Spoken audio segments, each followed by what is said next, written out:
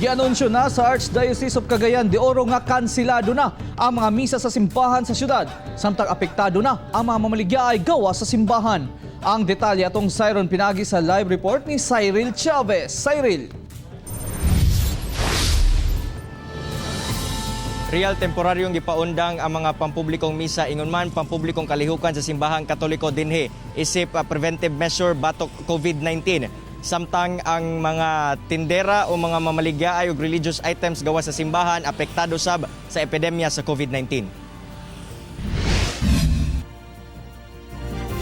Subay sa sulat nga gipagawas gikan sa opisina ni Archbishop Antonio Ledesma, hingpit niyang gimando nga kansilado na ang tanang pampublikong misa o pampublikong kalihukan sa simbahan hangtod Abril 15 ning tuiga. Kamatigdan sab nga gisarad-an na ang mga butanganan og holy water, lakip sab gibawal ang paghalok og pagduol sa mga santos. Si Nanay Perla Marquez, apektado sab sa maong kamanduan labi pa nga adlaw-adlaw siyang nagasimba. Therefore, basin mamati ang Ginoo na to.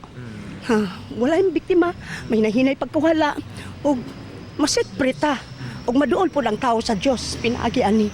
Samtang problemado karon ang mga tindera ug mga reliyosong butang sa Cagayan de Oro City, sanglit miminos ang ilang kita, human miminos ang nagaadto sa mga simbahan, human gibawal na ang panagtapok sa mga manimbahay. Kining si Ante Bising, kinsa nagabaligya og mga nagkadiyang religious items dapit sa St. Agustin Metropolitan Cathedral, nakasinati sa epekto sa COVID-19 pinaagi sa dakong pagkunhod sa iyahang kita.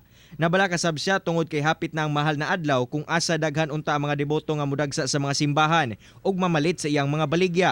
Busa duda siya kung mukita pa siya og dako karon. Dako kay effect sa mga para namo gagbay nga negosyante. Kay ang among saligan bi adlaw-adlaw diri ra bayaon niya pagkakaron mingaw. Okay, daghang salamat Cyril Chavez.